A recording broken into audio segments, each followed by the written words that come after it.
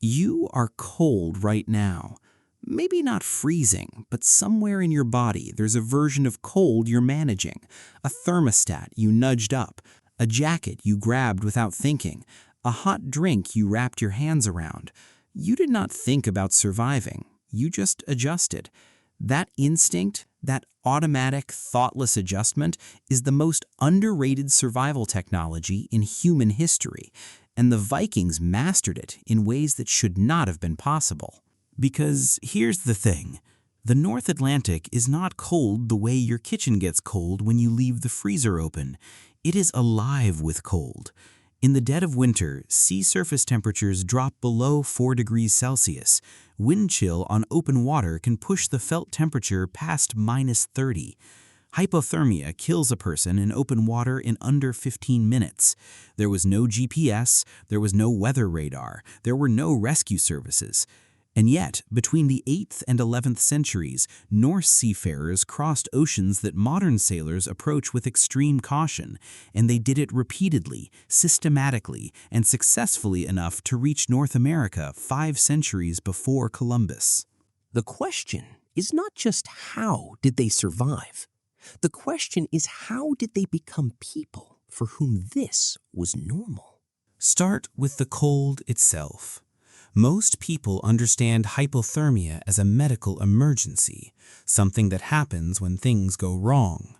What researchers like Dr. Tipton at the University of Portsmouth have documented is that the human body has a layered cold response, and the first layer, the one most people never get past, is panic. When cold water hits the skin, the body triggers something called the cold shock response. Breathing becomes uncontrollable, heart rate spikes, the gasp reflex pulls air in, and if your head is underwater, it pulls water in. The cold shock response kills more people in cold water than the cold itself. The Vikings were not immune to this, but they were trained through it.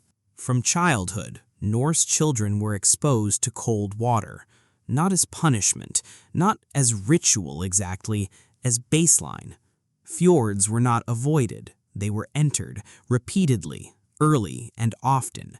What modern exercise physiologists now call cold acclimatization, the gradual physiological adaptation that reduces the severity of the cold shock response, was baked into Viking life before anyone had a word for it.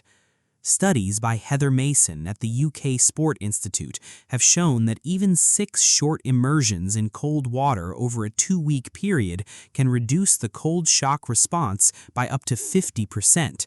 The Vikings were doing this for years before they ever boarded a longship. So by the time a Norse sailor stepped onto open ocean, his body had already learned not to panic. But acclimatization only goes so far. The ocean does not care how brave you are. And this is where Viking engineering enters. Specifically, the engineering of the body before the engineering of the ship. The Norse diet in the winter months was extraordinary by any measure. Fatty fish, herring, cod, and whale formed the backbone. Animal fat was eaten directly, not avoided. Fermented dairy products provided dense caloric loads. What modern nutritional science now understands is that a high-fat, high-protein diet fundamentally changes how the body generates heat. Dietary thermogenesis, the heat produced simply by metabolizing food, is significantly higher in fat-rich diets than in carbohydrate-heavy ones. A Norse sailor eating salted whale blubber was, in a very real physiological sense, burning a more efficient fuel source for staying warm than almost any diet available in the ancient Mediterranean world. And there is something else. Brown adipose tissue, what scientists now call brown fat, is a specialized type of fat that generates heat directly. Unlike white fat, which stores energy, brown fat burns it to produce warmth. Research led by Dr. Wouter van Marken Lichtenpelt at Maastricht University has shown that cold exposure activates brown fat, and regular cold exposure increases the amount of brown fat a person carries. The Norse people, through generations of cold exposure and high-fat diets, were physiologically primed to generate body heat in ways that a person from a warmer climate simply could not match. Your body can do this too. It is not lost, it is just dormant. But none of that explains the ship. The Viking longship is one of the most misunderstood objects in history. The popular image, narrow, open, soaked by waves, sounds like a death machine, and in one sense, it was designed to be. The longship was deliberately shallow drafted, deliberately flexible, deliberately open. It flexed with the waves instead of fighting them. Clinker-built hulls, where planks overlapped like fish scales, allowed the entire vessel to bend in heavy seas, distributing force across the structure instead of cracking under it. A rigid ship in the North Atlantic breaks. A ship that bends survives. The openness was not a flaw, it was a feature. Closed vessels accumulate water below deck in rough seas and sink from it. The longship shed water. Oar holes had wooden plugs. The hull was coated with pine tar mixed with animal fat, a sealant that also repelled water absorption into the wood. And the crew did not sit exposed to the wind like passengers. They rowed. Constant, rhythmic, vigorous rowing generates enormous heat. Muscles working hard produce warmth from the inside. A rowing crew was a collective heating system. When storms hit and rowing stopped, the Norse sailors had a different solution. They huddled. Not informally, structurally. Sleeping bags made from animal hides, wool blankets layered in specific configurations, and shared body heat managed through organized sleeping arrangements.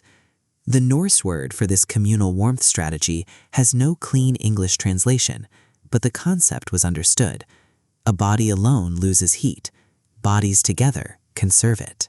Wool, specifically, deserves its own moment. Modern outdoor technology has largely rediscovered what Norse people knew 1,000 years ago. Wool insulates when wet.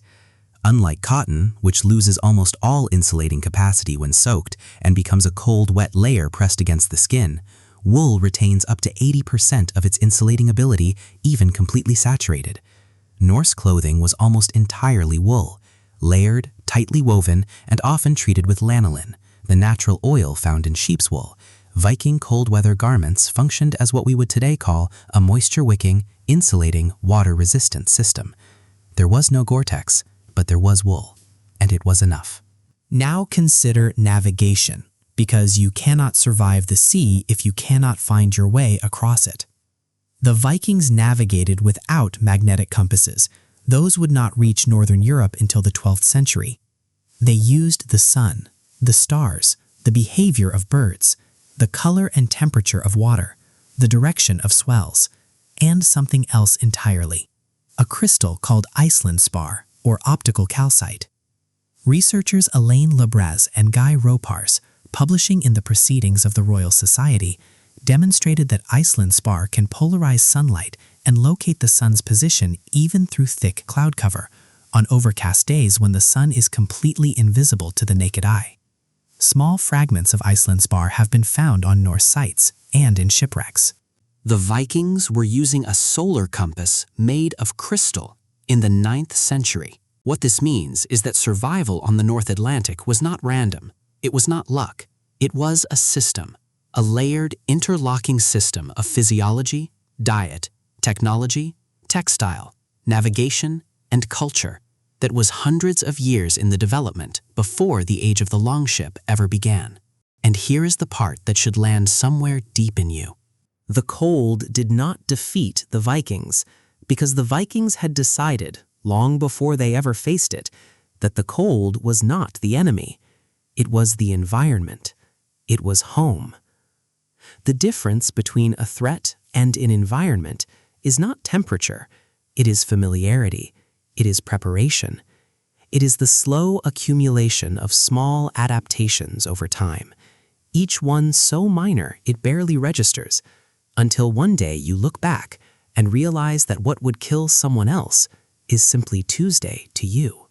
You are doing this right now with things you do not even notice, the discomforts you have normalized, the pressures you have learned to move through, the cold in your life, whatever form it takes.